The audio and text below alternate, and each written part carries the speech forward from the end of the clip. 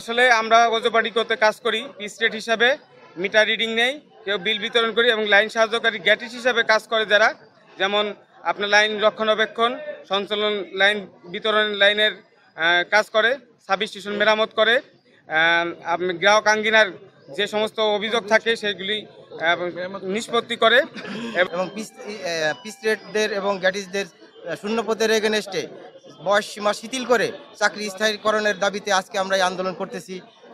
দাবি অনতিবিলম্বে এই যথাযথ কর্তৃপক্ষ মেনে নেওয়ার আবেদন জানাচ্ছি। যদি তারা মেনে না নেয় তাহলে আমরা আস্তে পর্যায়ক্রমে ভবিষ্যতের জন্য অনির্দিষ্টকালের জন্য আমরা কাজ বন্ধ করতে বাধ্য থাকব।